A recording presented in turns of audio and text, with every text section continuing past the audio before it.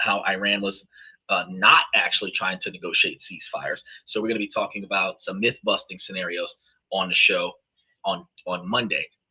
I still have to get together Tuesday and Wednesday show, but the rest of the week is up there beyond that. Because I try to give you guys up-to-date information. So usually time-sensitive shows are posted like 24 to 48 hours before the show to make sure that I have the latest, greatest information about that topic, curating all of the information. Then Thursday, Friday, and Saturday, we talk about ways to improve yourself in your personal life, your relationship topics, your personal development, personal improvement, where your decision-making skills in your personal life become improved, networking skills, socializations, building your brand, and then discussions about how to improve your ability to negotiate promotions, raises, retirement packages, where it really involves positioning yourself in the best way to succeed, and then articulating that with your employer.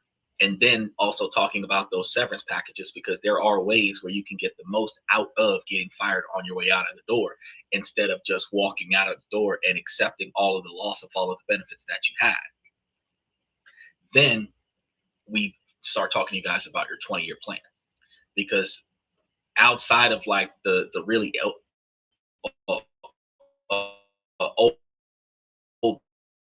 year plan, because I mean, you don't got that much time left. But if you're in your 40s or in your 30s, and you got another 40 years left technically, unless like unforeseen circumstances limits that number, you're likely, we're middle age now, where average life expectancy is over the age of 85.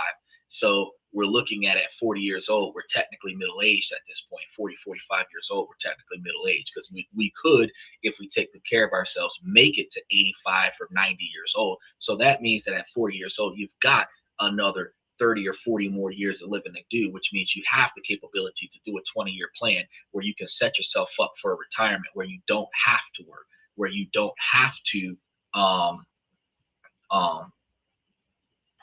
forever be putting yourself in a position where you have to bow to the will of somebody else's authority. It gives you the ability to spend the last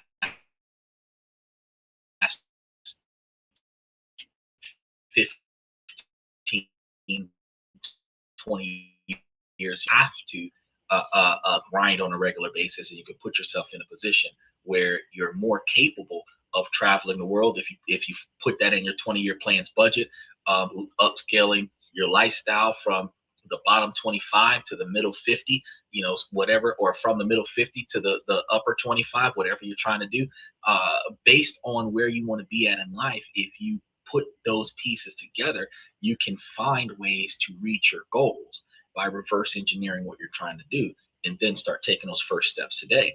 I tell you guys all the time that the first thing you need to do is start with the free, easy things that can get done, certain changes that you need to make, just like how you spend your money. Turn off some of those subscriptions that you don't need. Don't be buying certain memberships that you don't need. The impulse buys of things that you want that you're not going to benefit from. You want to discontinue those things so that you're not wasting money that could be going towards something else. Then you want to navigate other scenarios, like investing that extra money in other places, setting up savings budgets, and covering the spread, reducing debt on credit cards, increasing interest rates from other platforms on your portfolio. You want to expand on leveraging assets to gain capital to get things, instead of just impulse buying off of your principal. Your goal is to readdress your life to a magnitude where you're living off of 30 or 40% of your income, and the other 60 or 70% of your income is being invested. And the extra profits that you get from that is going to benefit you. And this is one of the things that I talk to you guys about on a regular basis. So I want to make sure that y'all take the opportunity to look into those things. And this is the first things that you want to start doing. Then you start working on the harder things that you have to do, certain habits that you have to change, certain networks you have to adjust, where the people who drug you down with their poor financial decisions when you were their bailout, you got to stop being their bailout, and then redirect your things to the things that cost you money. where you're financially investing in a better future by changing the way you do business.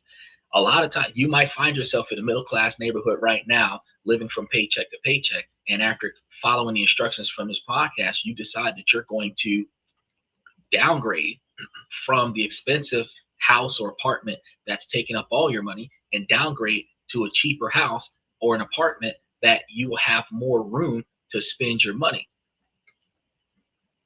Yeah, it's a pimp named Slickback. Like a Tribe Called Quest, you got to say the whole thing.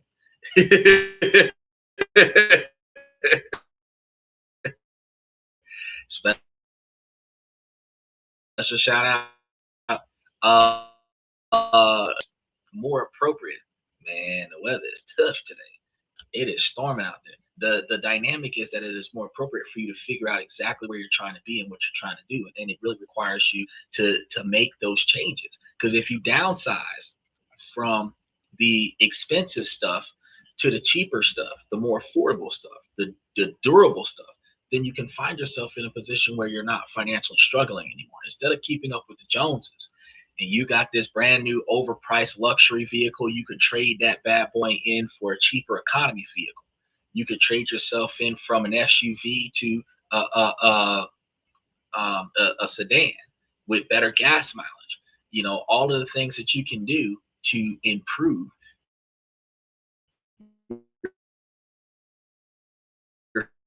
and on down to a Corolla, you go from a luxury brand down to an economy brand. Your insurance is going to get cheaper. Your miles per gallon is going to be higher, so you're going to be spending less money on gas. Your notes on the car is going to be easier for you, so you're going to be able to save a lot of money in a lot of places just by trading in a luxury vehicle or trading in that Hellcat and going from a Hellcat to a Nissan Maxima. You can save a ton of money, you know. And depending on how much money's into that Hellcat right now and the condition of that Hellcat, if you trade that Hellcat in for a Nissan Maxima, less tickets, you're saving money all the way around. You know, so there's a lot of things that you can do that can change your ability to make, save, and invest money, but it really requires you to ask yourself, do you really need that? We were talking on the show last week, how I was talking to this lady about how she got cable, but she don't really benefit from the cable. There's like only like one thing that she watches on that cable. And I'm like, look, if you can find that on YouTube or something like that, then you can watch it on the internet for free, which means that you only have to pay for internet. And then instead of paying $300 for cable, you can pay like $50 with your local phone company to get internet to run your smart TV to watch that exact same show on your smart TV, or at least catch the highlights of it on your smart TV. And in that situation, instead of you wasting extra $200 a month just so that you can watch one show, you can get the information that you was looking for a fraction of the price. And that gives you way more money. So we talk about these things to help you guys become more successful, because that is the way that you're able to build wealth. You want to lower your expenses first, then see if you can increase your profits. You're not going to start by just going to your boss and demanding raises. You're going to only get so many raises, and then you're going to be capped out. Then you got to talk to your boss about a promotion. They're only going to give you a promotion under certain circumstances. And if you don't get that promotion, you're still capped out. You're only going to get so many hours. But then in certain economies, when work ain't going the way it's supposed to go, they're going to be cutting back overtime hours. TSA and other federal agents are still furloughed from the government shutdown for over a month now. So all of the businesses that were thriving off of federal agents are not getting any work. If they're not closing down altogether because they don't have enough clientele to support staying open, they're working on a skeleton crew, which means that a lot of people are getting laid. A lot of people are working part-time where they used to work full-time or overtime, and all of that stuff negatively impacts your ability to make, save, and invest money. So the goal is to reduce your mandatory financial requirements and then increase your capabilities. That way you can get stuff done, right? So after we finish covering all of this information, that's when you guys start seeing improvements that you guys can be proud of. So today what we're going to be doing is we're going to be covering some of these topics here, and I want y'all to kind of listen to what we got going on, because we got a few of them, and I'm going to be a little bit off kilter on some of them, because I've seen a couple of them, but I didn't read the whole thing. But I grabbed a couple comments from comment section, and I'm over here putting them up. So we're going to listen to what's going on, and I'm going to tell y'all what I think about it. There's a common theme here that people aren't paying attention to each other, and then people are superimposing themselves in situations that they shouldn't. So not my fault. I grabbed the first like 6 or 7 of them, 8 or 9 of them, because I was running late to get it together so that we had enough for today's show. So I did not curate these deliberately. I just grabbed the ones that were available.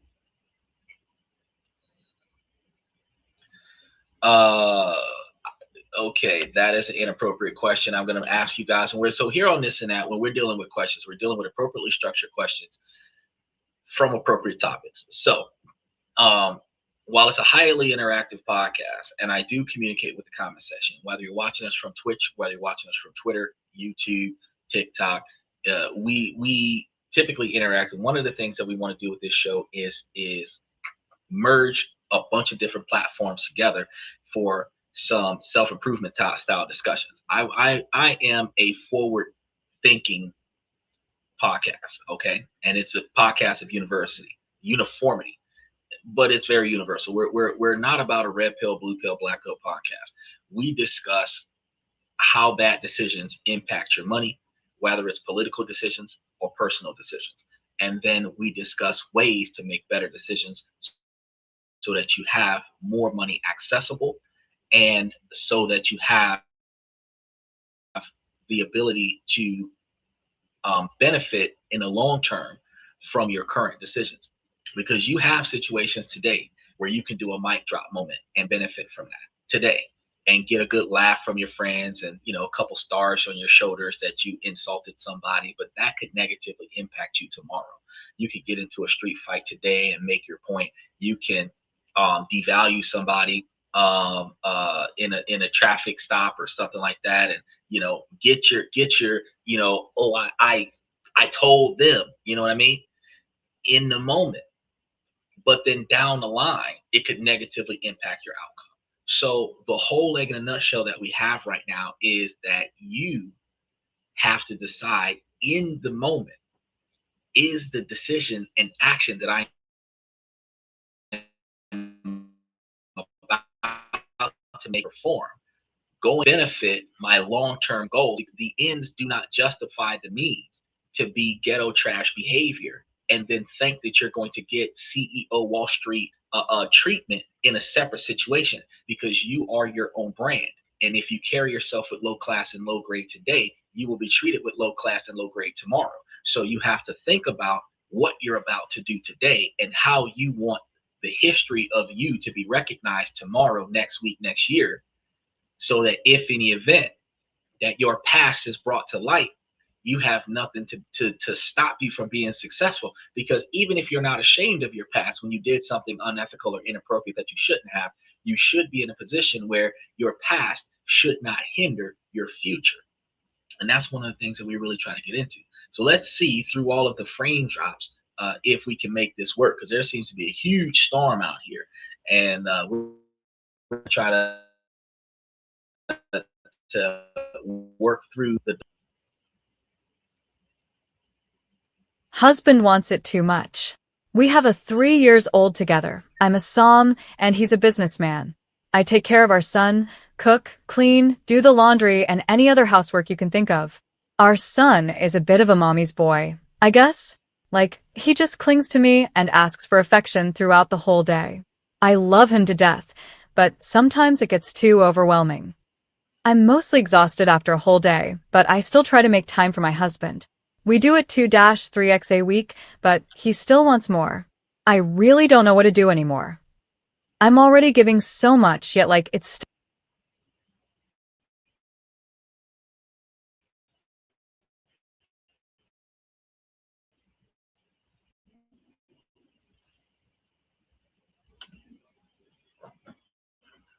Hold on, y'all.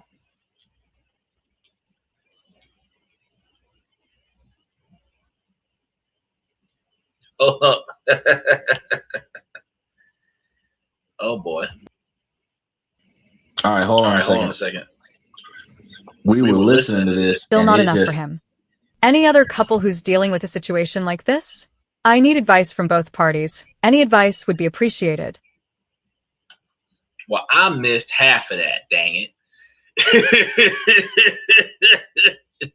So the part of it that I heard was that she's trying to hook up with, well, she's hooking up with a man, and her man ain't giving, oh, she's giving him too much in her perspective. And in my observation, um, the way that you resolve that situation is get your man a girlfriend. That way he's not cheating. You don't have to give him so much, and his needs are being met. Women aren't going to agree with that. And one of the reasons why is because women want to keep the assets in house. Um, Ultimately, and y'all have a child together, y'all start working out whatever it is that y'all got to work out with the kid, and then y'all are still supposed to be able to express the intimacy between one another. You might not be in the mood because you're exhausted with the child, but you're still supposed to, that's one of the wifely duties, is to make sure that you keep the intimacy in the marriage, in the relationship, so that your boyfriend or your husband is not looking for that intimacy outside of the marriage or outside of the relationship. Now, I know a lot of women are going to feel like, oh, well, why can't he just wait till I feel like it? Because, ma'am, you can go years without doing it, because women are satisfied by emotional connections. Men are satisfied by physical connections. So while you can be emotionally validated for 9 months, he is physically deprived for that 9 months. So now an equal medium has to be met. If you're not willing to perform the duty, then you should make it your due diligence to find a woman that is his type and incorporate her into the relationship, so that you can tag her in when somebody is. Women who do not want to share their man with another woman, then you need to find a motivation to get in there and fake it till you make it, so that he get what he looking for, so that he ain't got to look for it nowhere else. That is part of your wifely duties. The same way women believe that a man should be able to figure out a way to pay for the things that a woman needs, is the same way a woman needs to figure out a way to grab some KY jelly or some lube and take care of the man's needs. It's just it is what it is. You know, should have thought about that before you got into a relationship. Find a man that doesn't have as high of a drive, then you'd be more successful. Well, I mean, you say you, but let's be real. It is what it is. You know, are you the kind of guy that's willing to wait 2 years, 5 years, 10 years to get intimate with your wife? Or are you the kind of guy that would prefer to get it in whenever possible? I mean, a lot of men would want to get intimate with their wife whenever they're in the mood to get intimate. They would prefer to start in house. And those individuals that start stepping outside of their relationships are going to step outside of their relationship specifically because what's missing in their relationship is the physical intimacy. So it's the truth of the matter. If you don't want affairs in your relationship, your job, whether it's a man or a woman, is to do the best you can to meet the needs of your partner, so that they're not meeting those needs outside of the relationship. But it's also your responsibility to make sure that you can identify the needs of your partner before the relationship gets serious, so that you can decide whether or not you're willing to and able to meet those needs on a regular basis. And these are needs, expectations. You're trying to meet the needs, and while you're formed too. So again, like I said, if she's not willing to perform for her husband, then she needs to tag in somebody that she's comfortable with doing it. She got a best friend. Good point. It doesn't benefit men to get married in the first place. Truthfully, with the way things are these days, you can have a contract that's set up to keep your assets separate from one another. You can have trust set up to keep your assets distributed between one another. You can have contracts set up where everything is passed on from person to person. Uh, then you won't have to have the situation where you're ending up in a marriage. And then at that point, if there's a separation, then there's a separation. Okay, so he says, well, why blame it on the woman? Well, I'm not blaming it on the woman. She's got the gets what he wants from his wife, and she's complaining that she's got to give it too much. So she's the one with the problem. That means that she's to blame. Her problem is she doesn't want to do enough. Okay, that's the problem. So the solution to her problem is that she can tag in somebody else to do it for her. That's a solution to her problem. I mean, because what are you going to say? Oh, well, we're going to make the man be celibate until the woman feels like doing something. That's not going to work.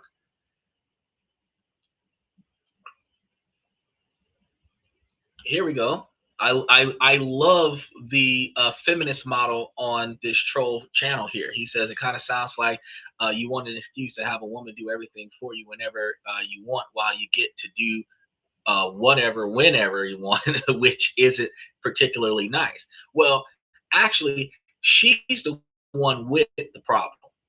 He doesn't have the problem. So my personal observation is that in the relationship, the woman is supposed to know what the man's needs are and be willing to perform those needs in order to get into a relationship with the man. If she's not willing to perform those needs, she should not get into a relationship with the man. Vice versa.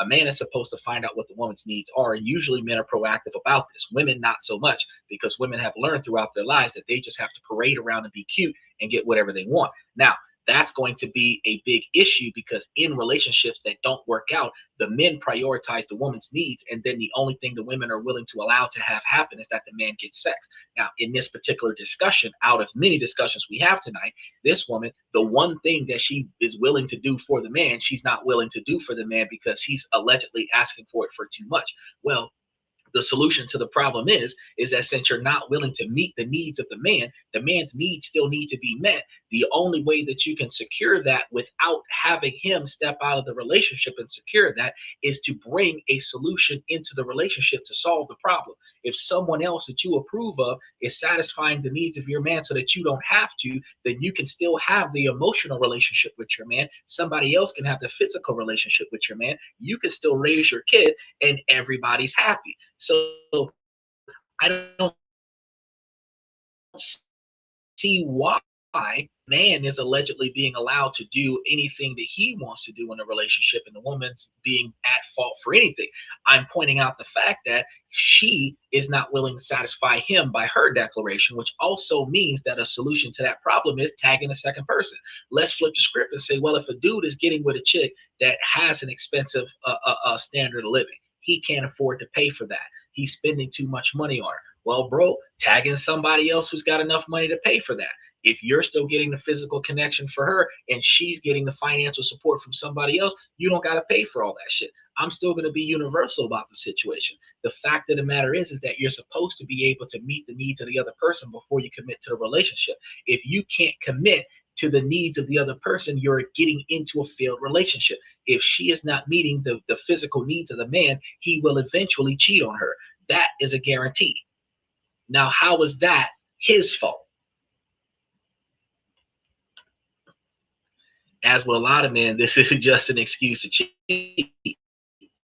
It's not an excuse to cheat. It is logical and rational observations.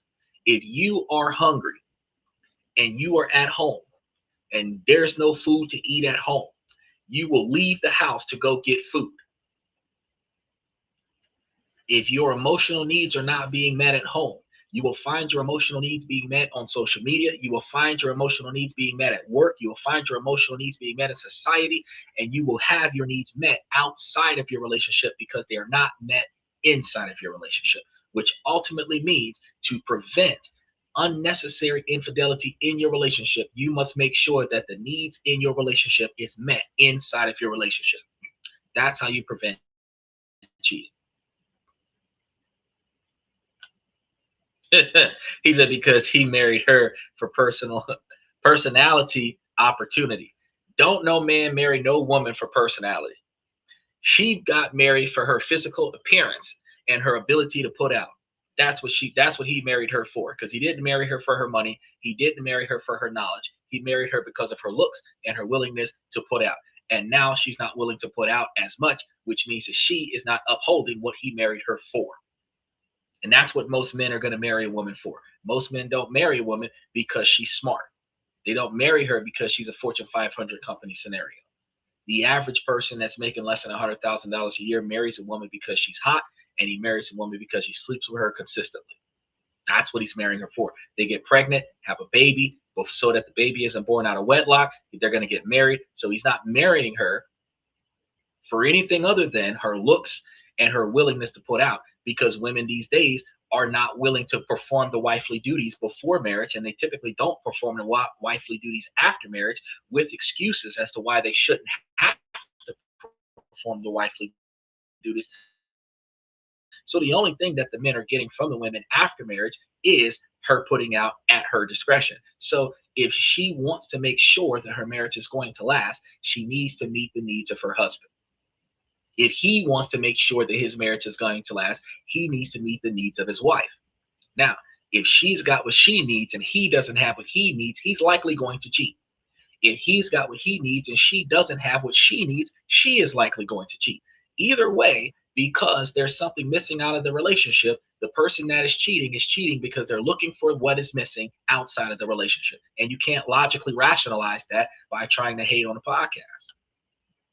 Because I don't know, dude, I've never, and I mean ever, thought of anything even close to this. And it sounds like this is relatively normal to you. So I'm not going to even engage. Well, I greatly appreciate that. It's better for you to stay positive and withdraw from the comment section than it is for you to stay in the comment section and not make any sense about the fact that you disagree. I respect the fact that you disagree. You, by all means, have the ability to disagree. And that's why we are in this. He said, are you divorced? No, I am happily not divorced. And this is one of the reasons why I'm happily not divorced, because before I am in a situation where I will divorce my wife will understand the needs that are not getting met, and they will negotiate how we're going to meet those needs. No offense. I'm just curious. Hey, you're good. You're good. Dude, if you were attacking me as a person verbally, calling me stupid or something to that effect, I would have just blocked you. But just because you have a different opinion than I do, I'm willing to listen to that, and we can talk through that. That's what we're here. In spite of all of the drop frames that we got going on tonight, I am willing to take somebody not agreeing with my observations. But the fact of the matter is that in order for you to maintain a healthy, long-standing relationship, both people have to be reasonably satisfied about the relationship. And if one person's needs are not getting met, doesn't matter if it's the husband or the wife, that person has a higher probability of infidelity, because what they're missing in that relationship, they will start finding outside of the relationship. Doesn't matter if it's a man or a woman. Women who cheat on their husbands typically cheat on their husbands due to the lack of emotional availability, because the man spends too much time at work, not enough time paying attention to her when he's not. And men who cheat on their wives for physical connection are usually cheating on their wives for physical connection due to the lack of physical connection with his wife. Now, that's just the statistical average. But if you've ever dated a girl and not gotten any, and then you had to self-gratify or hook up with another chick, you understand that when a man is in a marriage where his commitment is not fulfilling his needs, that he has to get the gratification somewhere, whether it's an OnlyFans girl, whether it's an escort, whether it's a colleague at work. He's got to get the gratification from somewhere. And it doesn't matter where it is, whether he's satisfying himself with porn or he's OnlyFans account or whatever, the wife is going to call that cheating. All of it, all of it. Anything that he's not getting from her, she's going to identify all of that as cheating, and it's going to draw a huge wedge in the relationship. But his needs are not getting met. Back in the 70s and 60s, men used to buy Hustler magazines and Playboy magazines and hide the magazines in the house where the wife wouldn't find them, because that is another area where women do not allow that. So for the woman to get everything that she's looking for out of a relationship and still maintain a healthy, happy relationship, she would have to meet the needs of her husband. If she's not going to meet the needs of her husband, she has to find an alternative that she is satisfied with, so that he gets the gratification he needs without her having to put in the effort. How do you get your car fixed without putting up money to fix your car? Somebody's got to pay for it. How do you get your work done on the job without you doing the work? Somebody's got to do that work. You have to delegate the responsibility to somebody else. How do you satisfy your man if you're not satisfying your man? You have to delegate the responsibility to somebody else. How do you satisfy your wife if you're not willing to satisfy your wife? They call that cockhold. You assign somebody else to that responsibility. If you don't know what you're doing, you want to get another dude to satisfy your wife. Not too many men do this, but men do this. At the end of the day, you're assigning it to somebody else. If you're just going to sit there and watch and hold the video camera and let her do her thing, at the end of the day, you're going to assign the responsibility to somebody else because you're not performing the task. And it is beneficial for your relationship for you to be the one to set up what you're not going to be involved in so that you can make sure that you're satisfied with what your partner is doing. If you're going to dictate the terms, then at least you're okay with what's happening. But if your partner does something behind your back, that's going to end your relationship. If your partner does something without your approval, that's going to end your relationship. So if you're not willing to do it, find someone that you're okay with doing it for you. That's how you solve the problem. I'm just throwing it out there. You don't got to agree, but that's just the way that you fix it. If you're not going to do it, somebody will. So it better be somebody that you agree with, because otherwise you're throwing away your relationship. All right, let's check on the next one, see if we can survive this. I went through my BFF's phone. It's not cheating. But I went through my BFF's phone today after we had an argument on Monday and found that he was texting his friend about our argument, but he was making up lies about me and to bring up to him, but I don't know if I should. Attempts at communication and working through issues usually go south with him because he immediately gets on the defense and either storms off or shuts down.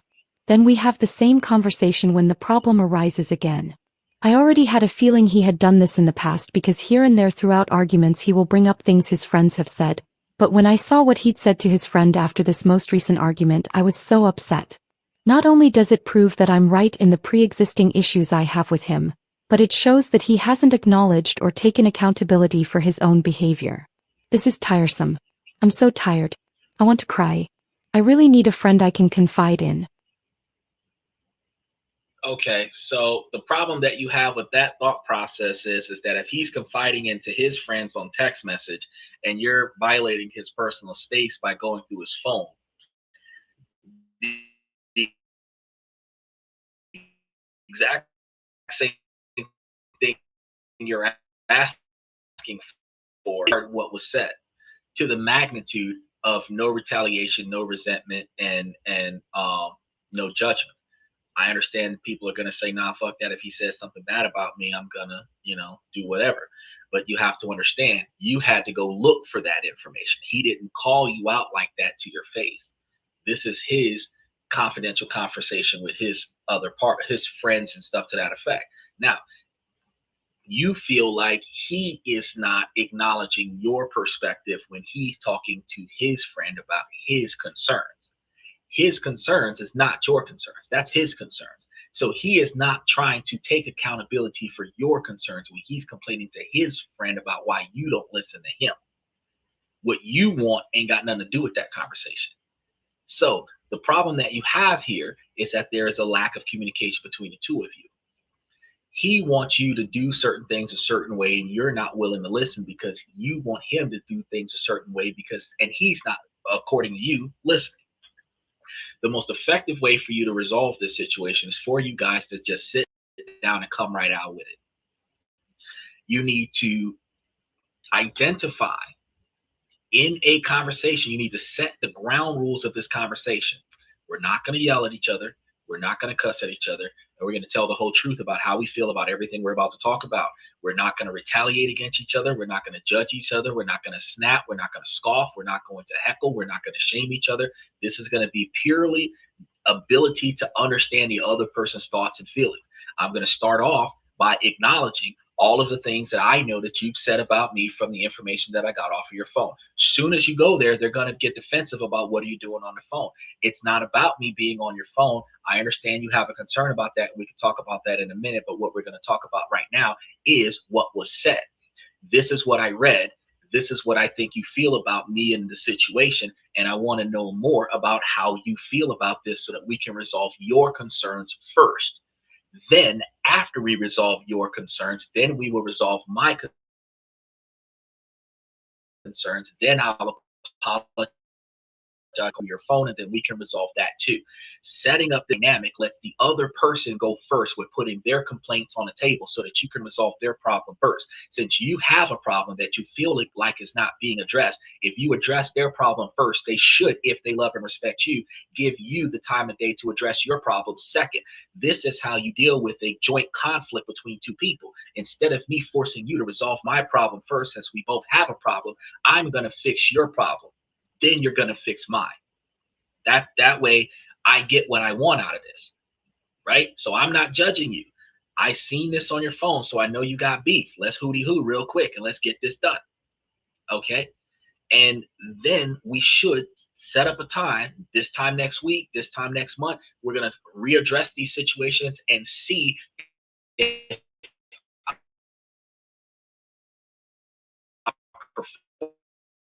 performance has see change. I am not satisfied with certain things, but I am satisfied with other things. These are the things that I would like to see change. Because you're going first, not me. When I ask for the reciprocation in a mutual respect relationship, it's highly likely I'm going to get it. If it is not a mutually respectful scenario, I'm going to do everything for you, and you're going to feel like you don't have to do anything for me. And then I'm going to recognize that you are the only one that are going to get the needs met. That's going to be a relationship where I'm going to have to decide if I'm going to remove myself from this relationship. But you cannot expect somebody else to do something for you that you're not willing to do for somebody else. So I can't ask you to change if I'm not willing to change. This is why first person accountability, as a person, you must acknowledge what you're not doing, what you're not willing to do, and then decide what you will and will not change. Then you go to the people around you, and then you're capable of holding them to the same magnitude of performance. But if you understand that you have certain preferences, that you're not going to meet the needs of your partner, then you understand that your partner is going to have certain preferences and they're not going to meet your needs. And as long as you're willing to accept that, y'all are still going to be reasonably good. You can have a good relationship that's kind of like a 4 or 5, not a 9 or a 10 kind of joyous and happiness thing. But you can have the kind of relationship that has no conflict and the lowest level of infidelity possibilities in it if you make sure that you maintain high levels of communication and negotiation. So even with not Jeremy coming up here trying to make excuses for why a woman shouldn't satisfy a man in a relationship, at the end of the day, it is not about giving any one person the excuse to cheat. It's about working out the issue. And with polygamy becoming a bigger thing these days, it makes more sense for you guys to decide if what you need is an extra person in a relationship, then decide that.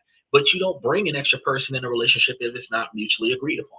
If you guys are going to maintain a monogamous one-on-one relationship, then that means 100% of the needs of your partner is done by you.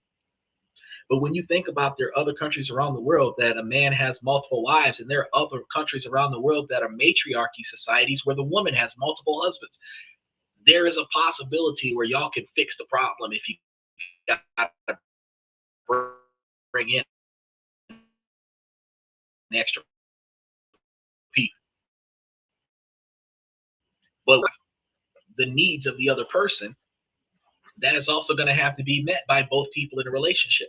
When you have 3 people in a relationship, you're likely to have 2 people formulate a stronger bond than the third. And you can't guarantee which 2. It doesn't mean that the first 2 that came together are going to have a stronger bond than a new person. And it doesn't mean that the new person won't formulate a stronger bond with one of the 2 that was already there in the beginning. But there will be an imbalance. And whenever there's an imbalance identified, you guys have to work together to bring that balance back together. But the more people involved, the more effort it's going to have from each person to satisfy all the people involved. The only difference is that if it's a multiple women satisfying the needs of the man, each woman might only have to satisfy the man once a week if there's enough women involved, but that man has to satisfy the needs of all of those women every day. Big difference, right? So you just really got to think about how does this benefit you versus how does this benefit your partner. Now let's go ahead and touch base with the next one. My wife's friend just passed away, and I'm worried her husband has the hots for my wife. My wife's best friend just passed away from cancer, and the husband is also a friend of mine. He has always made inappropriate comments about my wife and other wives. He even told someone that after his wife passed away, he would drink his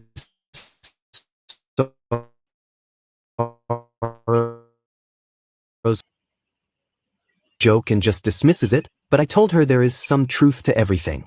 He even made a joke about my wife squirting, among other things. My wife would typically find this kind of behavior disgusting, but it feels like she gives him a pass because of what he is going through. My wife has always been helpful with their kids, so he has texted her a lot privately about the youngest son. I told my wife I don't think he should text her privately now that he is technically single, but she says she can't just not respond. I told her I don't want him to get the wrong idea, but she says she doesn't understand why I am worried. Am I overthinking everything? No, you're not. Actually, in this dynamic, so y'all had a group relationship where your couple friends, right?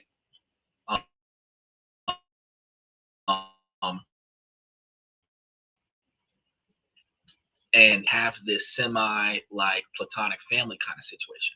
However, your friend is the perverted uncle, right? So in this dynamic, you have two problems here. You're not comfortable with him, and your wife is not comfortable with him by design. The children are important, and the wife does not want to dismiss the children. So, in order for you to protect your wife, the most appropriate thing for you to do is to ask him to communicate directly with you about his concerns with the children. He is not making inappropriate comments to your wife directly, and this will protect your wife. Any information that he needs to give help with the kids, you can go over there with your wife. And the only time you leave your wife with the children alone is when you take the father away from the children so that he's not at the house with the wife by himself. Anything that a person says when they're intoxicated is something they're willing to do when they're sober. They have gained the courage to say while they were intoxicated, and they're able to mask that behavior with, I was fucked up at the time, as an excuse. I was just joking, key. But the truth of the matter is that if you said it, you was thinking about it. And if you were thinking about it, you're willing to do it.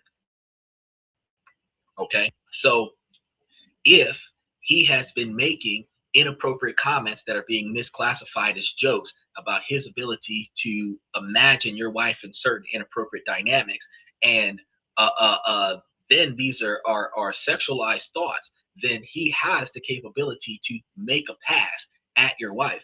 And if she allows that to happen, whether it's out of fear for her own safety or out of the willingness to want to participate, the fact of the matter is that things can happen with your wife if you leave your wife with this man. So the safest thing for you to do for your marriage, the safest thing that you can do for your wife, is to put distance between him and your wife. And all you're doing is just requesting. It's like, well, since your wife is dead, you're technically a single man, like you said. It is better for you to tell me what you want me to tell my wife, and then if my wife wants to get involved, then she will tell me what to tell you how to do.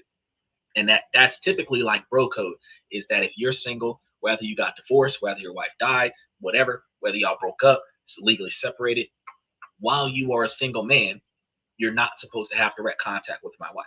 Technically, from the old school, there was a hierarchy, and men didn't like this hierarchy. But this hierarchy kept the women safe, even in couples. The way the hierarchy used to be back in the day is that the men would talk to the men and the women would talk to the women. And when a woman wanted to tell another man something, she would tell her husband.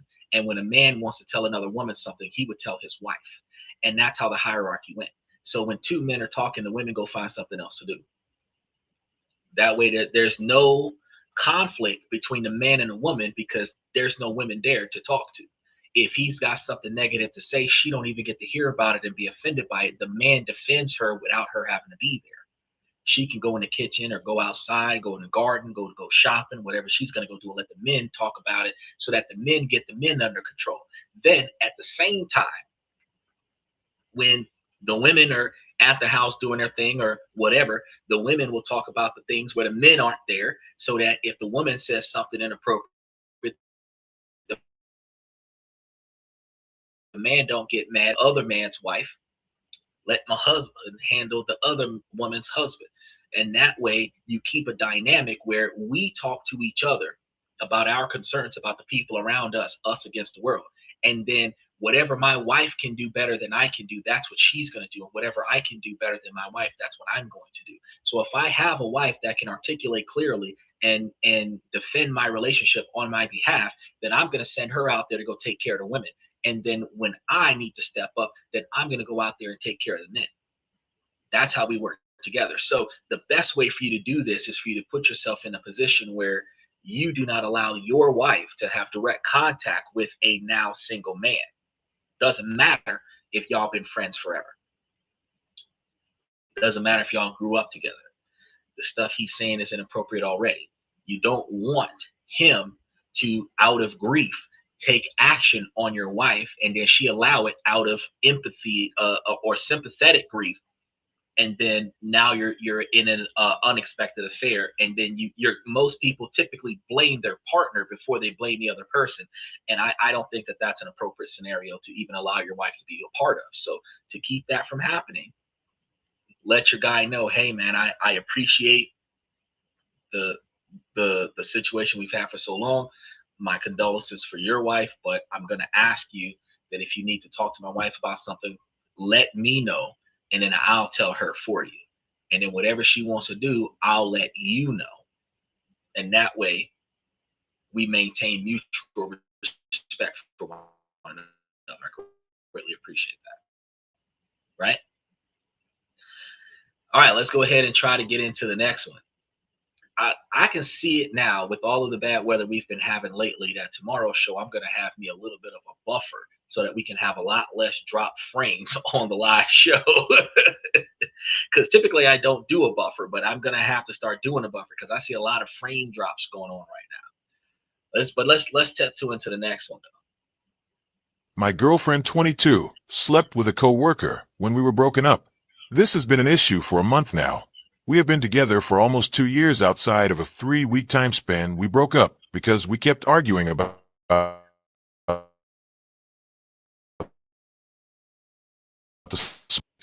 I realized, being 23 years old, that I should not have broken up with her. It was a mistake once we had a little distance from each other. We got back together and found a good balance of spending time together. Things are going good again.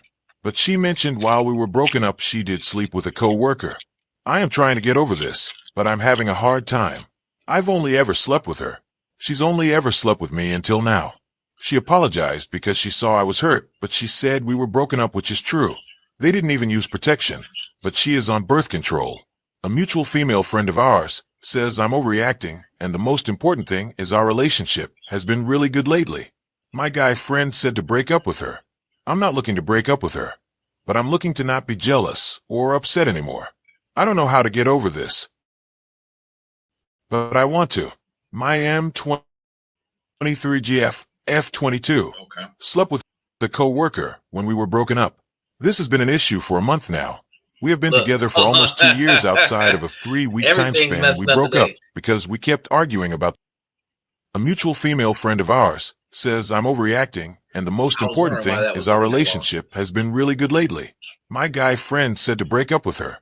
I'm not looking to break up with her, but I'm looking to not be jealous or upset anymore. I don't know how to get over this, but I want to. Okay, so I kind of figured that was going to happen. So first problem that we have is that she had an emotional connection with another dude while y'all were in a relationship. That's going to be your first problem. Y'all broke up, and not long after y'all broke up, she hooked up with the dude at the job.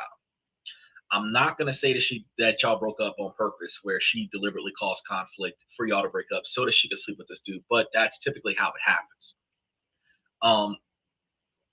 The other dude has no respect for you because he doesn't know who you are, and as soon as he found out the woman he wanted to smash was available, he caught her at her most vulnerable right after the breakup, and he was the rebound. Then he got his.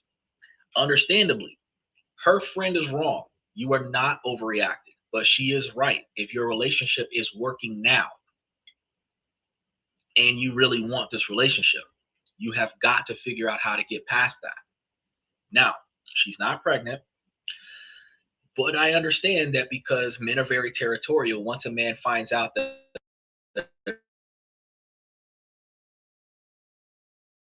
another his woman has no value to him anymore, she's going to be like damaged goods. It's almost like getting a Porsche and then somebody hitting it with a sledgehammer. It doesn't matter if you can fix it. What matters is it's no longer undamaged, right? So the problem is that your ego, you have to get past that. Technically, since y'all were broken up, she wasn't cheating. The fact that, well, not physically cheating, she was having an emotional relationship with somebody else, which gave her the catalyst to cheat. And it depends upon how long from when y'all broke up versus when she smashed the other dude, determines how long she was in that emotional scenario with that guy before it got physical. And also determines exactly whether or not the breakup that y'all had about space was accidental or deliberate. Because people, men and women alike, will cause conflict in the relationship so that we can separate, so that they can have their affair, and then we get back together, so that the excuse was that my desire to sleep with somebody outside of the relationship wasn't breaking any rules because we were separated at the time. We had broken up at the time. And they are always going to use that as an excuse. But if you were in an emotional relationship with somebody, you had the hots for somebody while you were in a relationship with your partner, and then your relationship is going to change because your emotions are outside of your relationship. So your short-tempered behavior is inside of your relationship. So y'all will go from negotiating big conversations to squabbling over which spoon goes into the cereal bowl because your emotions are no longer in a relationship. Those types of arguments then lead to y'all taking time apart, and that time apart that y'all take, now you're going to go follow your emotions and get physical with the guy that you have had emotional attachment to. Now that you've gotten past that, now you're going to double back and get back into a relationship with the guy because the itch that you needed to scratch got scratched. That problem happens in a lot of relationships. Now, to forgive but not forget is the recommendation. But in order to forgive, you're probably going to have to get you a lot of therapy, talk about this. It is going to negatively impact your intimacy now that you know.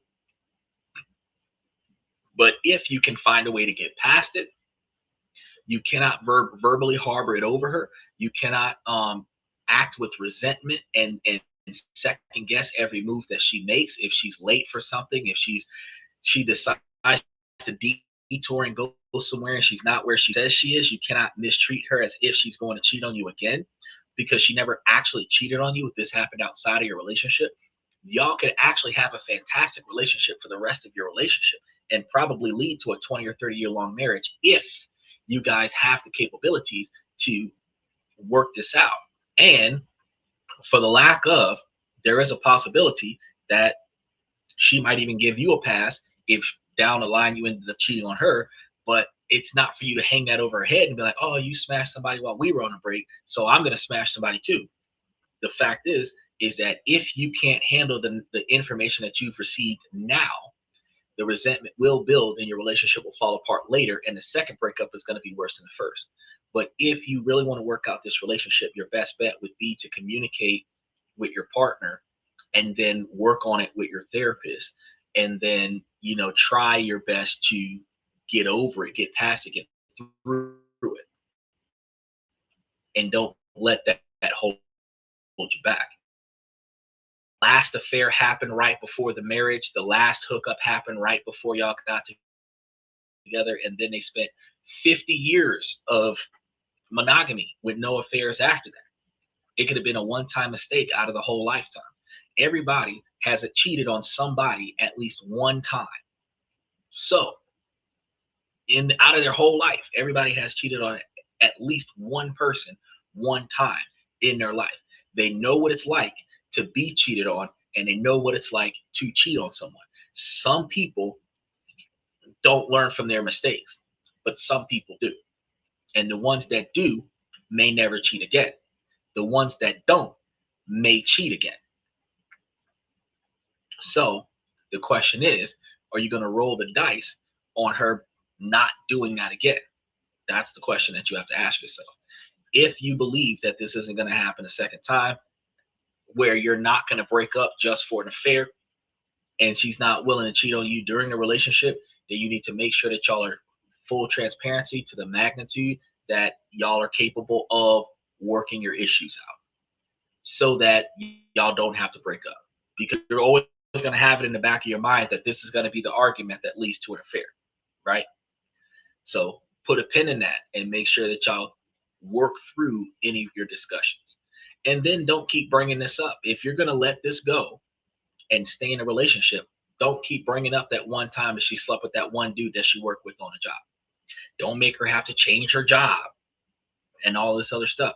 Because if she's got to change jobs and all of this to satisfy your expectations, if she's willing to do it, then she can voluntarily do it on her own. Don't make that a criteria for her.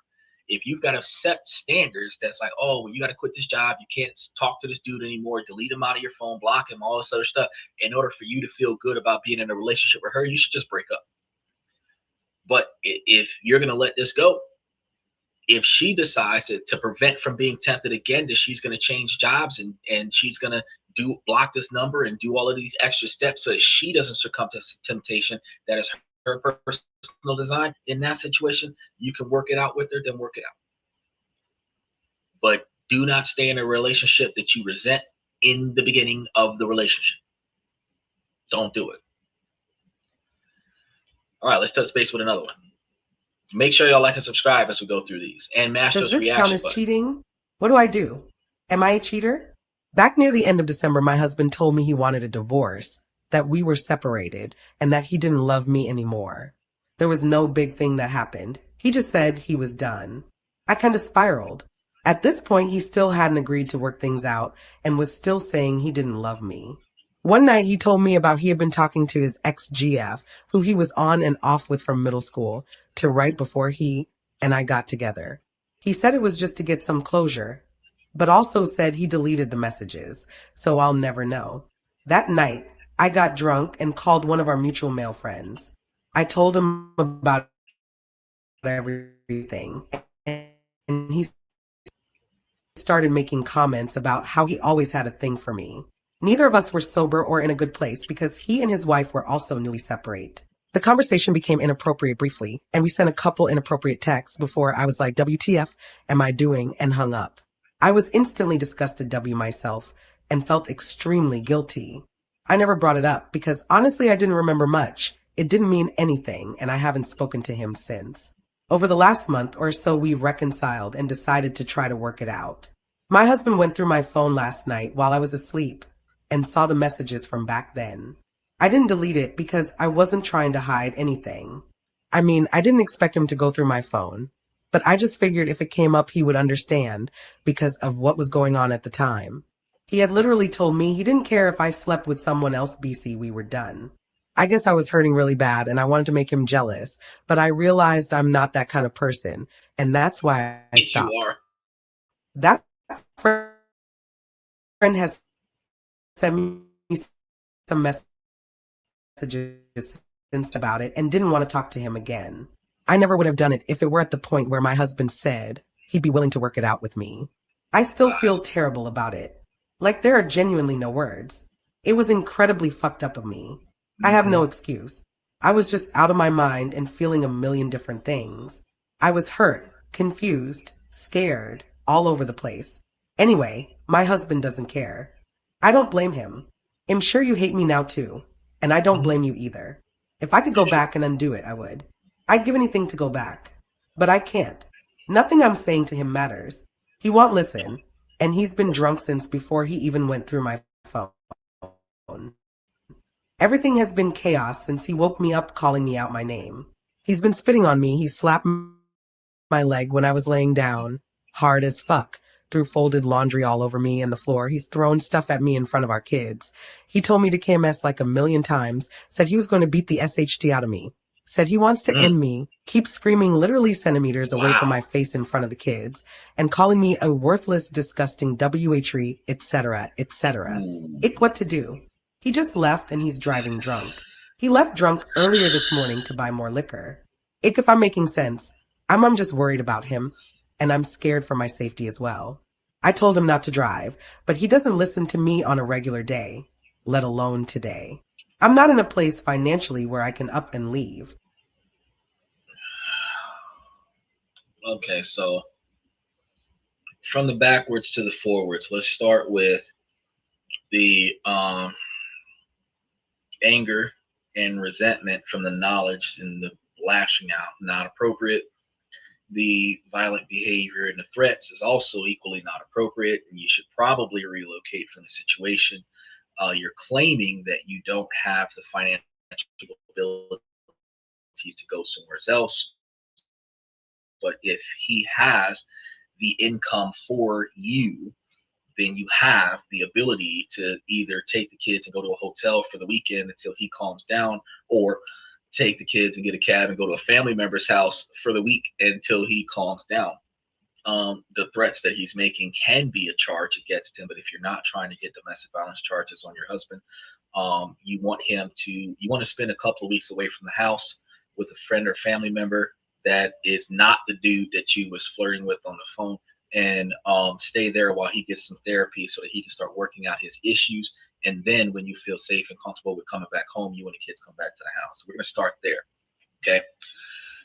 So I do not condone any type of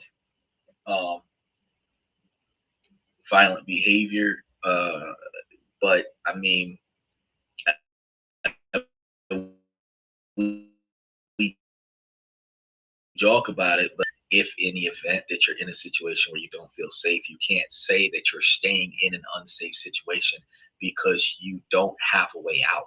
The only ones in a dangerous situation that don't have a way out are the children. Okay. Because the children don't know what to do. They don't have a job. They don't know where to go. They don't know who to call. Nobody is teaching children at young ages, if you don't like the way me and your dad are treating you, call this number and they'll come get you. That nobody teaches their kids that. Kids are born into an environment, and the kids learn to submit to whatever happens in that environment. And then they adapt to it. They adapt to the negative treatment. They adapt to the physical abuse. They get used to the physical abuse. And then they just believe that this is what love is. Okay. And then after that, they just work around it. Try not to piss off the parents. Go in the other room when the parents are arguing. Stay out of sight when dad's drunk. Go stay the night by the friend's house when the parents are fighting. You build a routine.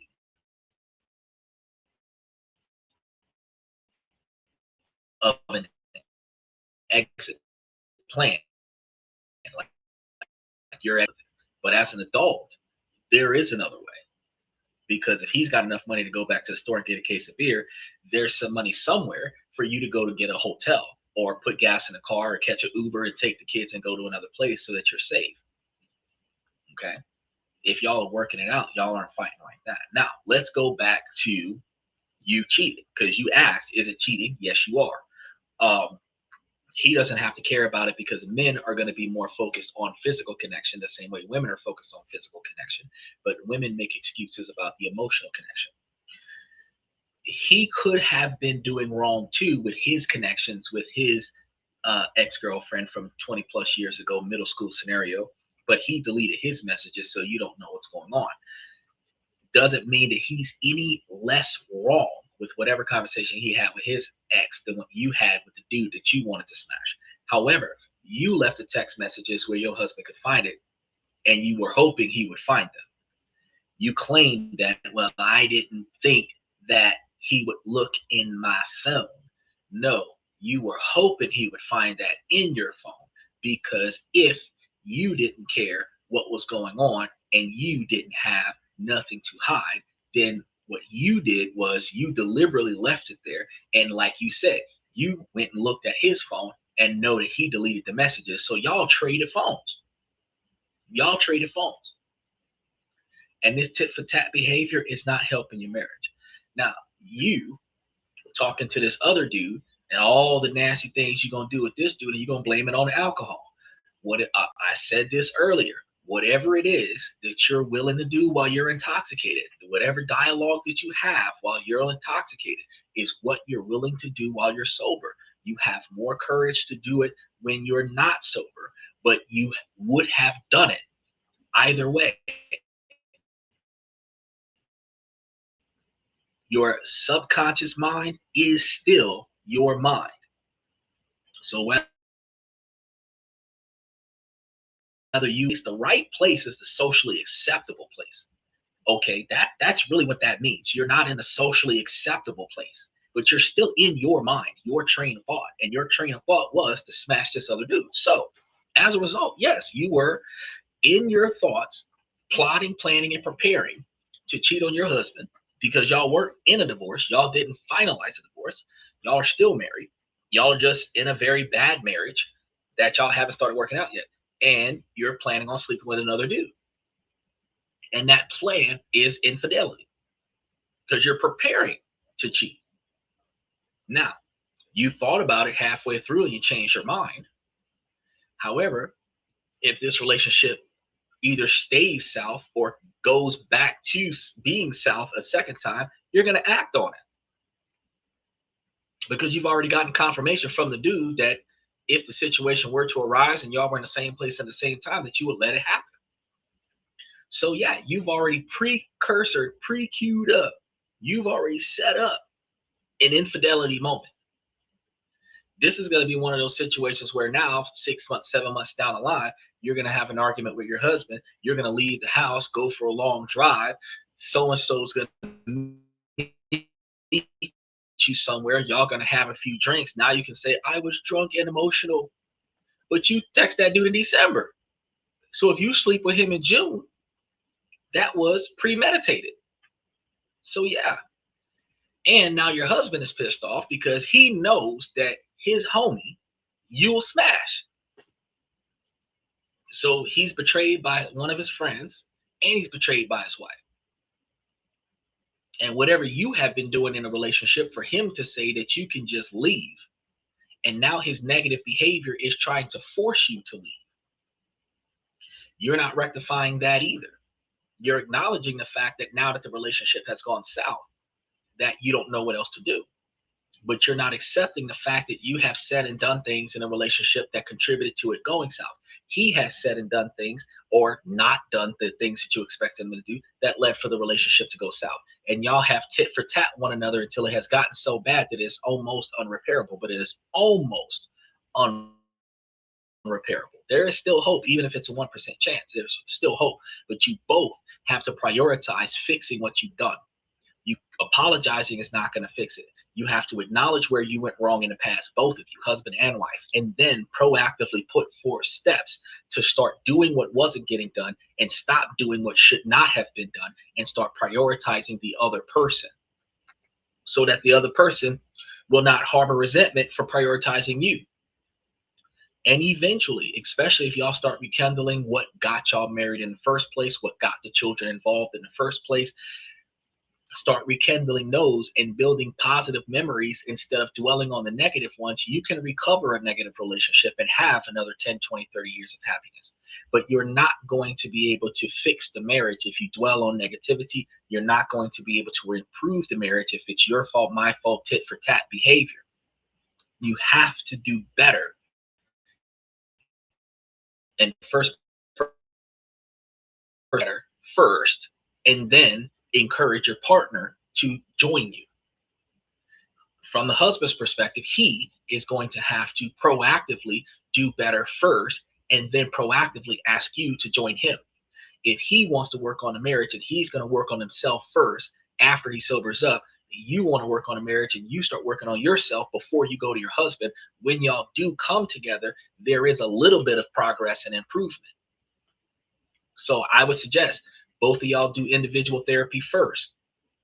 Work on what happened in the past, get past that, then transition into couples therapy. That's what I think would benefit you guys the most, because you will need couples therapy, but you cannot work on your personal resentment with your husband in the same room with your husband. You have to work on your personal resentment separate from your husband. And I know that this is going to cost a lot of money, but the, the relationship that you want to have with your husband or the wife in front of the children is more important than the cost. So you're going to need 3 therapists, an individual therapist for mom, an individual therapist for dad, and a couples therapist for the both of y'all. And y'all are going to have to find a way to budget that, because that's going to be the way to fix the marriage. If you don't do that, if you're not going to invest in that, then y'all might as well get a divorce, because with the way his behavior is right now, it's only going to get worse. He's thinking about it, he's talking about it right now, but eventually he's going to start acting on it if you don't leave. Talking about something, I can't go nowhere. Tina said she couldn't go nowhere. Look at what happened to her. Anime. Nicole didn't go fast enough, and look at what happened to her. Simpson. Look now, you start seeing some unhealthy behavior in your husband, you need to go ahead and get to getting, because before he start hitting on you, you start hitting him with pots and skillets and hot grits, y'all need to go ahead and separate, because that's not good for the children to be watching. That's not good for the children to be watching. So for the sake of the children, if y'all are not going to communicate with one another healthily, remove yourselves from each other's company, because it is better for y'all to have two different households and the kids are happy and y'all are able to interact with one another appropriately than it is for y'all to be in the same household with that yelling and fussing and cussing and fighting one another in front of the children. Okay, because the children are going to think that that's how people are supposed to behave with each other, and that's not the truth. So let's go ahead and move on to the next one. Boyfriend of 6 months slapped me. I can't believe I'm writing this right now. I just feel so embarrassed. I'm 19 and my BF is 25. About a week ago, I was with my boyfriend and some of his friends. They came over to our place to hang out, and I was kind of just sitting with my BF the entire time while they talked and played games. They were there for a couple hours, and during this time my boyfriend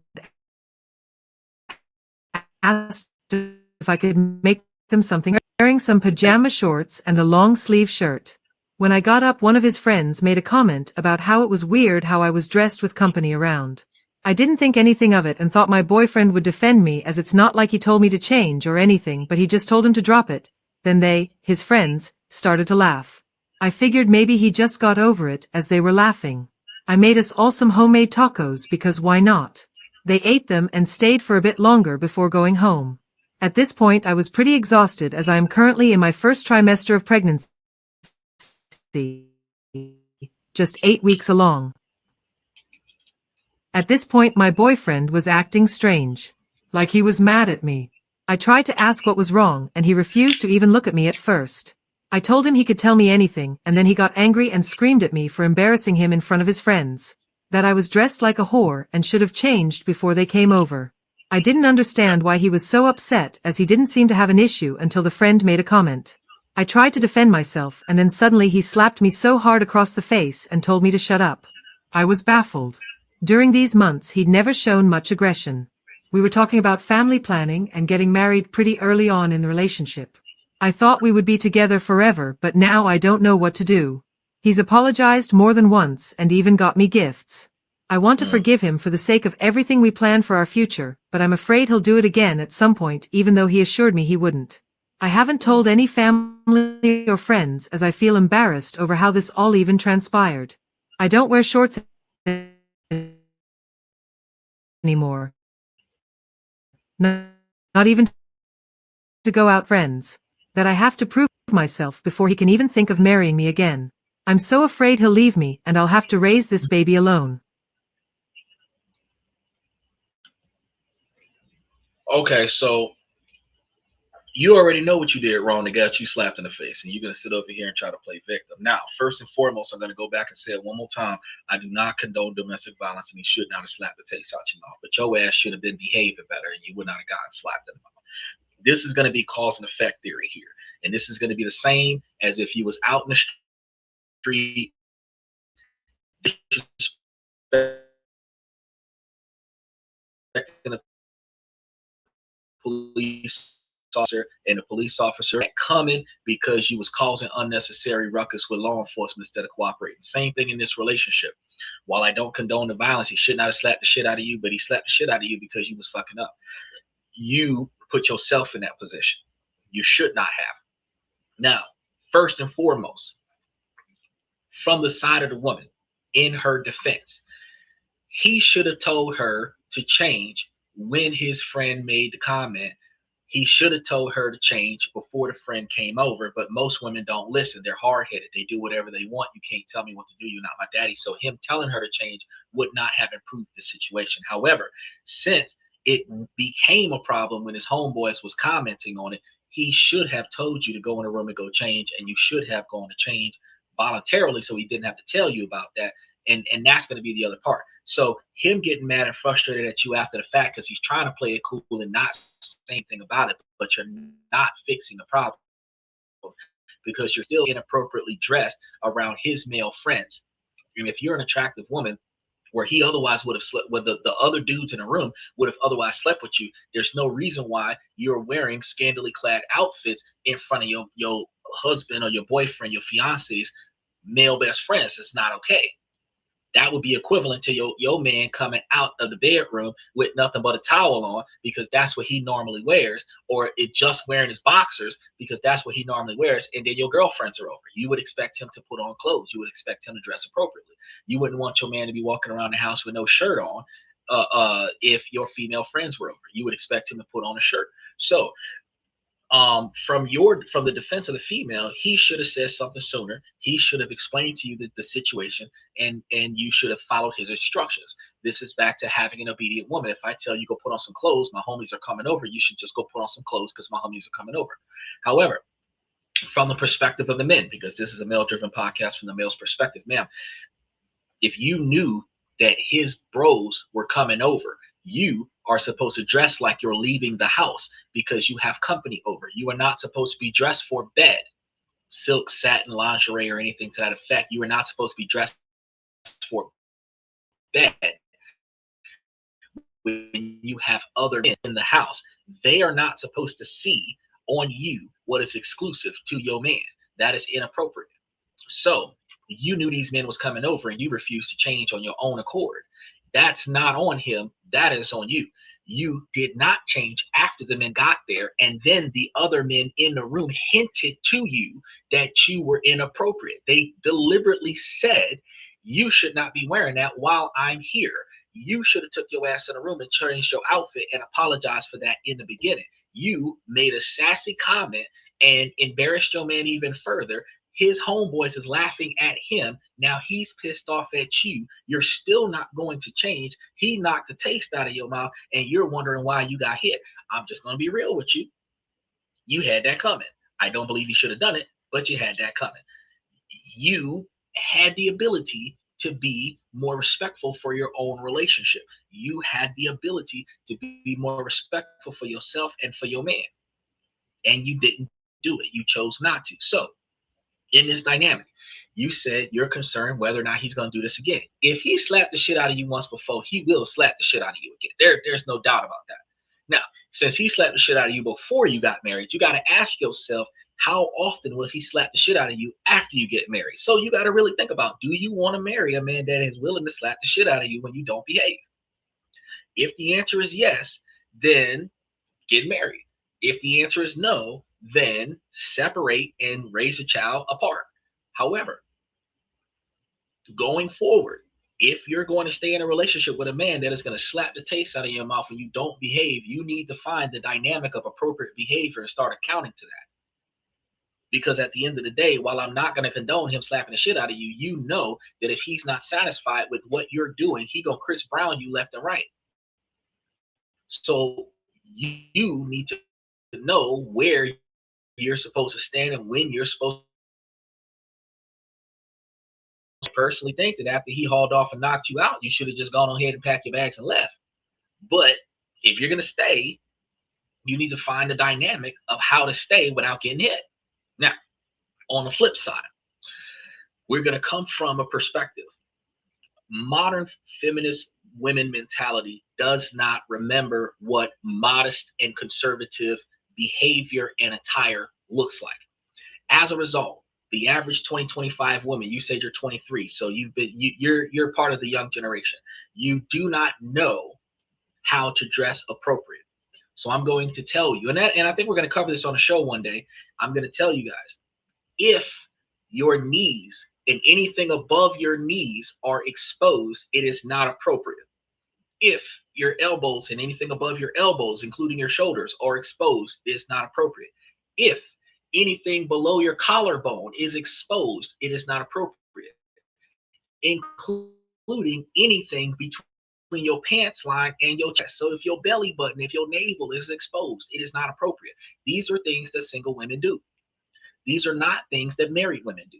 These are not things that fiancés do. These are not things that baby mamas are supposed to do. So if you want to carry yourself with modesty and conservativeness, then you want to change the way you dress around your boyfriend's friends, around men, around the public, and you want to carry yourself with modesty and conservatism. So you want to make sure that you have the kind of skirts and pants and shorts that go no higher than your kneecaps.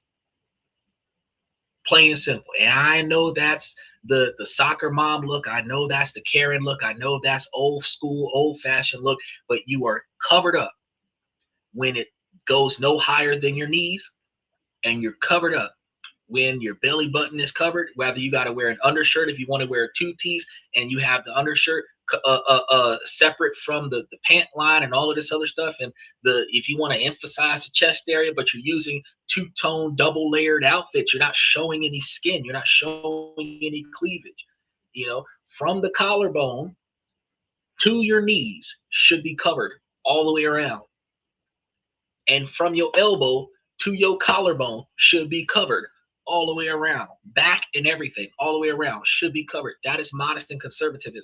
So if women want to know what a man is looking for in wife material, when you shop for clothes, you want to put your outfit together where it is no shorter than your knees and it goes all the way up to your collarbone, all the way around. And it is not going to go above your elbow. It can go all the way down to your wrist, but it should not go above your elbow. So straps, that's not wife material. Extra cleavage, low cut, that's not wife material. Low rider jeans are fine as long as you've got a two-piece outfit that's covering the belly button. But if you're exposing your belly button, that's not wife material. You can wear the sexy outfits for your man in the house, just the two of y'all. You can wear the booty shorts for your man in the house, just the two of y'all. But when company is coming over, you better look like a politician. When company is coming over, you better look like a lawyer. You should be a banker. You don't know what to look like. Go find some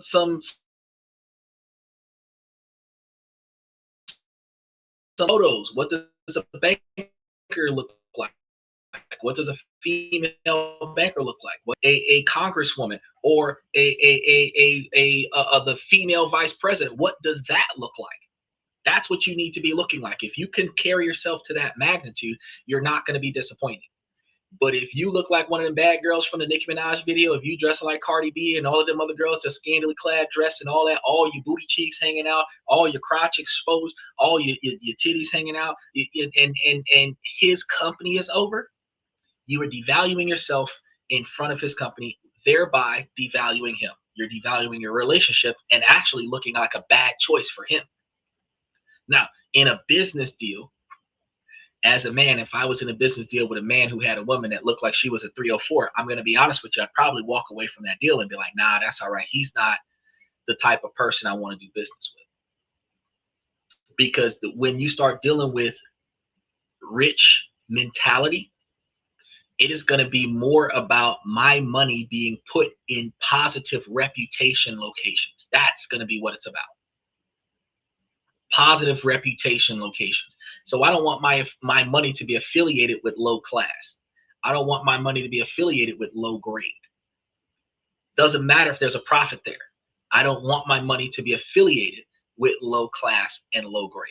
So if you're going to carry yourself with low class and you're going to behave low grade, then that puts me in a compromising position because I'm going to assume that he operates with low class, low grade. And I don't operate with low class and low grade. So that's going to make me take my money and go somewhere else, which will cause your man to lose out on financial opportunities, which will prevent him from making enough money to give you the things in life that you wish you could have, that he would promise you. So you're sacrificing your own future by making bad choices. You're sacrificing your relationship by making bad choices. You're making it harder for him to be the protector or provider by making bad choices, because just like you said, you're dressing like a 304 in front of his homies and you're expecting him to defend you. You should have been dressed like a soccer mom. You're too much pregnant. You should be covered up from head to toe. Even if you would have been wearing sweatpants and a sweatshirt or sweatpants and a t-shirt that, you know, you could have been comfortable, stretchy sweatpants that covered up everything and comfortable enough with no pressure on the stomach because you're too much pregnant, you're not even showing, but you could have been covered up where you're not overly exposed. But you decided to have your booty cheeks hanging out in front of his friends. That's inappropriate. You shouldn't have done that. And you should be ashamed of that. And you should never do it again. So first things first, to stay married to this dude, get you a better wardrobe. If you get you a better wardrobe, and we've been covering wardrobes for the last month, if you get yourself a better wardrobe, you can't accidentally put on the wrong outfit because you only have outfits that are appropriate. What do I wear? Whatever the fuck's in here, because all of it is acceptable. When you have unacceptable clothes in a closet and acceptable clothes in a closet, now you have to decide, with being the 304 you used to be, or being a retired 304, start being a single mom, or being a mom and wife material. But if you get rid of your 304 outfit and start behaving with your single mom outfit, you will only have a closet full of single mom attire. And no matter what you put on, even if it's a casual attire, it is single mom casual attire or married mom casual attire. That's what you're really looking for, is married mom casual attire. And if you change your wardrobe, matter of fact, every time you go to the store, have him pick the clothes out. That way, he's going to choose what you wear and how you wear it. That way, you're never going to be disappointed. Now, a lot of women are like, oh no, that's misogynistic. Look, this goes both ways. He's trying to be successful. You want him to look successful. You pick his outfits. He picks your outfits. Neutrality, that is uniformity. He tells you how to dress. You tell him how to dress. Y'all should be able to work this out where you're not disrespecting your man. Just like my wife looks at my closet full of suits. She's going to go through all of my clothes, see which ones need to be replaced. She's going to select things that are going to be in line with my image, but she's going to put a new spin to it. She's going to upgrade it, update it. My wife, I'm going to find attire that I would like for her to wear for me, just the two of us at the house, and it'll be explicitly stated. I'd like to see you wearing this at the house. But the other outfits that I get for her would be things I would like to see you in public. So she understands. House clothes, public clothes. No company, company. Dress accordingly. All right, let's go ahead and touch base on another one. I was attacked by my partner's child, and I don't know if I should leave. For context, I am 29, my girlfriend, 25, has a 6-year-old daughter who is on the autism spectrum. We have been dating for nearly 2 years now, and I have never had any issues with the fact that she has a kid or the fact that her kid is on the spectrum. I think I actually work very well with kids and eventually want to be a father. It took a while for her daughter to be comfortable around me, but she was starting to trust me, and even my partner said she thinks I'm really good with her. 2 days ago, I went over to her place for dinner, and her daughter was there. My partner told me that her daughter was having kind of a bad day, and to just try not to bother her. Sometime through the evening, when we were watching a movie, she had a breakdown. I don't know if something happened. If so, I can't remember what it was, but she just started freaking out and screaming and attacked me by scratching me. Her mother was able to her arms. I was really shocked, and I didn't know what to do, so I ended up leaving pretty quickly after. I wasn't actually that hurt, just a scratch on my face. But I was just really dumbfounded by this behavior that I've never seen before. I haven't spoken to my partner since. I told my family about it, and they mostly told me that I should just end it if I don't feel comfortable anymore. But I really like my partner. I don't know what to do. Okay, so that's going to be a situation that's going to be tough, but your parents is giving you wise words. Because the child is dealing with the mental issue with being on the spectrum with autism and all this, you can't treat this child the way you would treat another child. Because had this been any other child, had you not said this child was dealing with autism issues to that magnitude,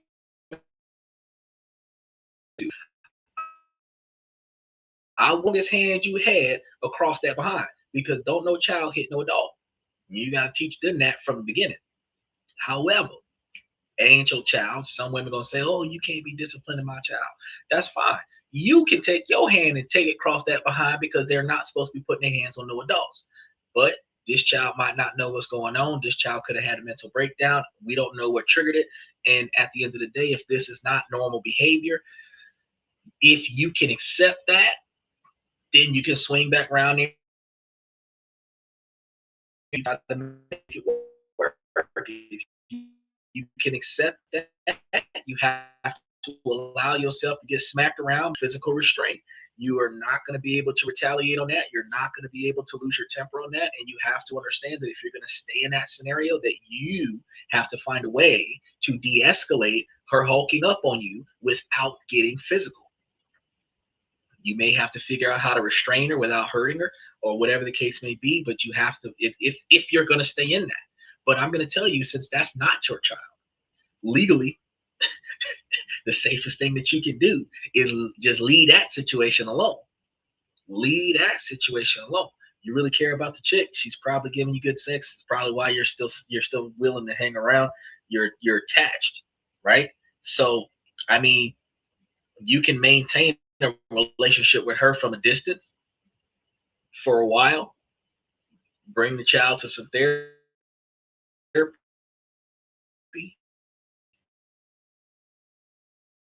Try to figure out what.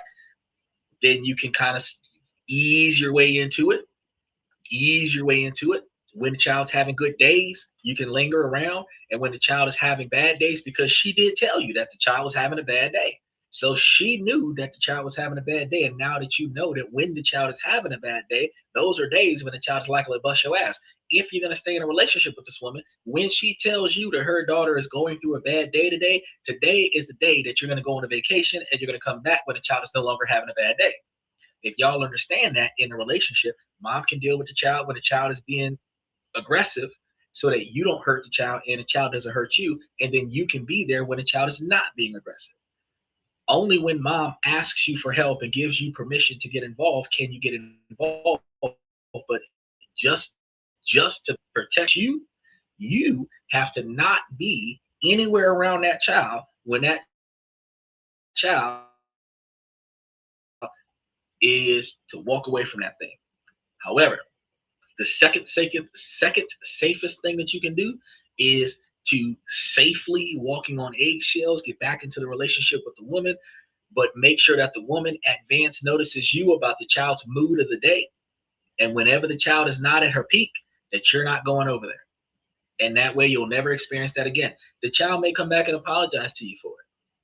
But we also have to understand, even when the women aren't on the spectrum, women act violently, and it is socially acceptable. Women hit men when they're excited, when they're sad, when they're shocked, when they're embarrassed, when they're insulted, when they're angry, when they're frustrated, when they're emotional in any kind of way. Women will get physically violent with men, and it is socially acceptable.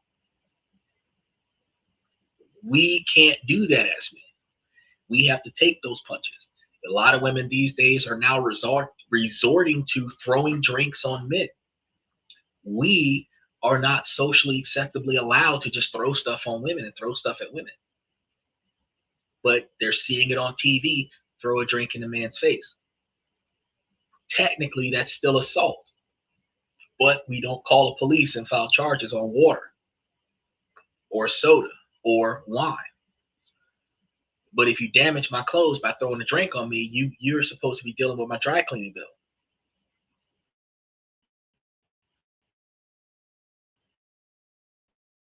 So pissed off and try to clean off the mess, and it now we are socially embarrassed by your behavior, and now we've got to go clean ourselves up and do the walk of shame after this woman has assaulted us in public. And I'm going to be honest with you, ladies, that is not what you should be doing. Men should not have to go through that, and women should not behave that way. If you are not satisfied in the situation that you are in, respectfully pay your tab and leave.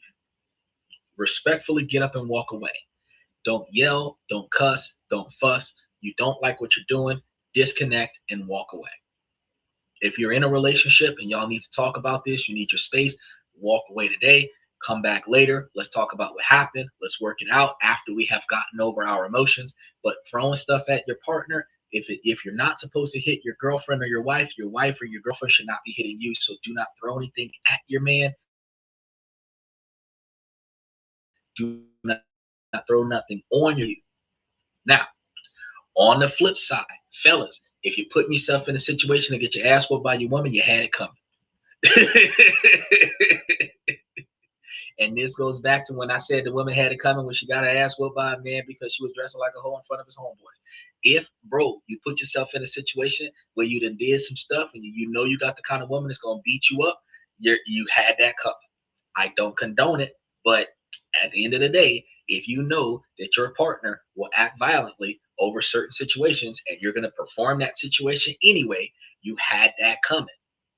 You should not stay in a relationship with a person that is going to get physical. It don't matter if it's a drink. It doesn't matter if it's a pillow, a skillet, hot grits. If you're in with a woman that's going to get violent, bro, at the end of the day, you're asking to get hurt. Because eventually it's gonna happen.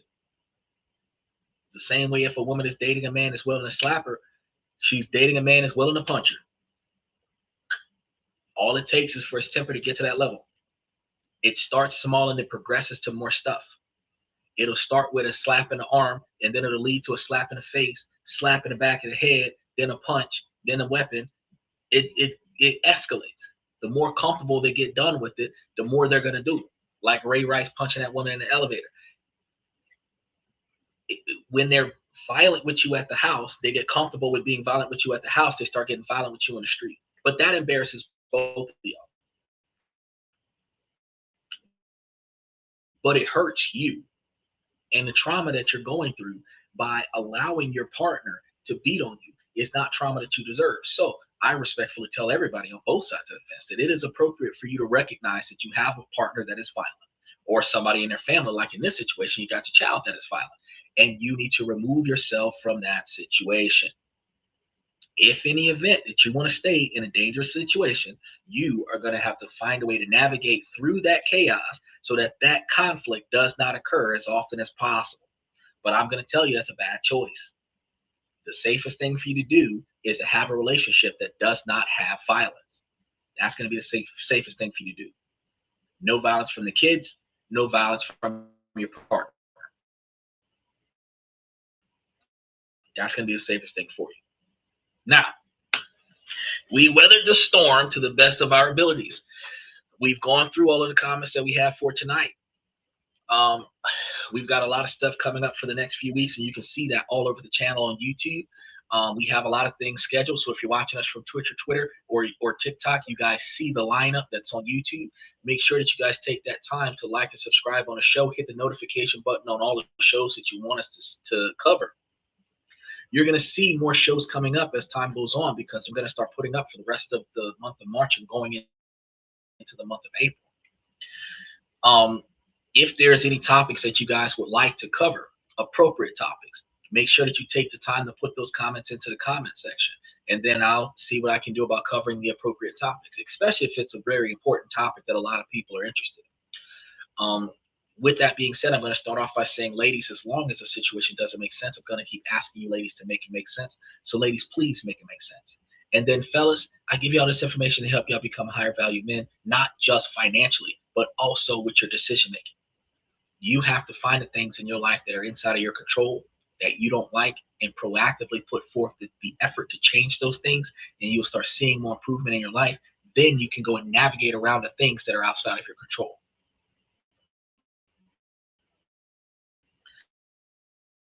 Ladies, while listening that I'm giving you, and put it towards making yourselves higher value women in the same capacity.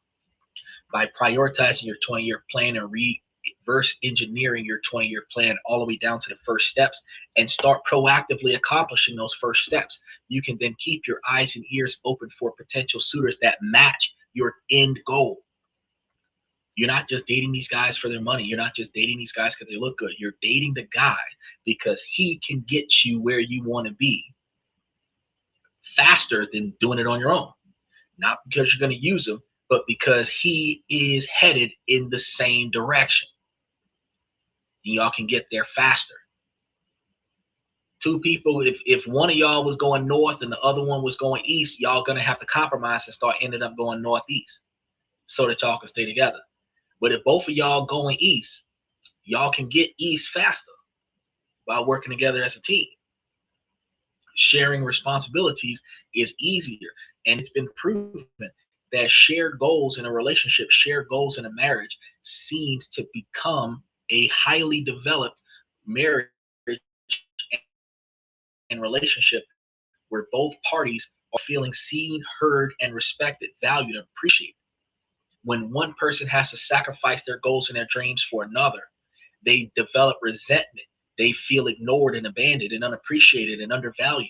So when you have two different individuals that are traveling in two different directions in their lives, and then they're trying to develop a relationship and force two different directions to be linear, it's not going to happen. You cannot make perpendicular linear. So what you have to do is find somebody that is on a parallel path as you, and then bring that together. That's how you guys will find happiness. Now, with that being said, I want to thank you guys for coming to This and That. I'm your host, Xander, where we talk about this, that, and everything in between, and I'll see you guys tomorrow night.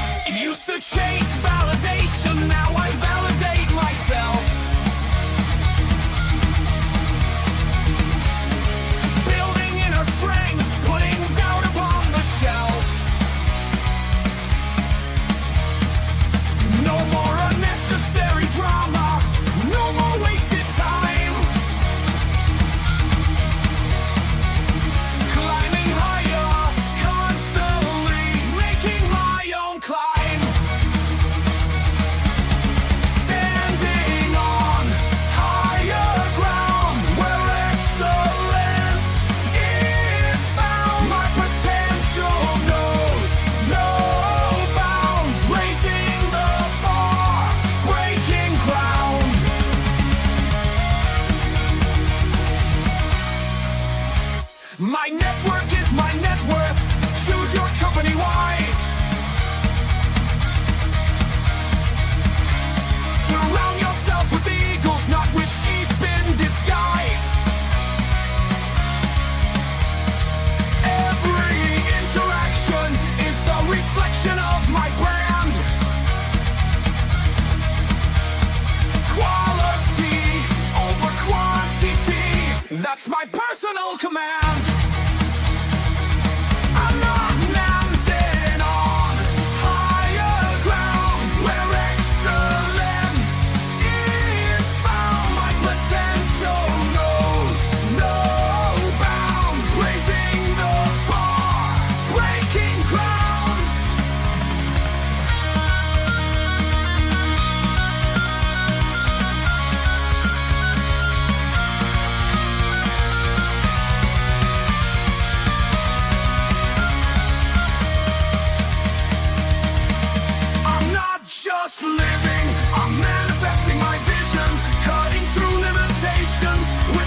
surgical precision.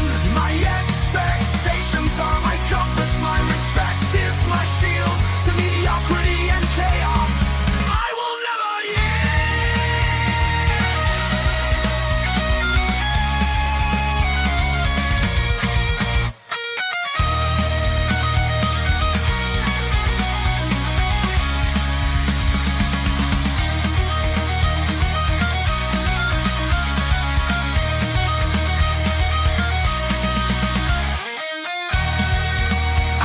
just living, I'm manifesting my vision, cutting through limitations with surgical precision. My expectations are my compass, my respect is my shield to mediocrity and chaos. I will never yield.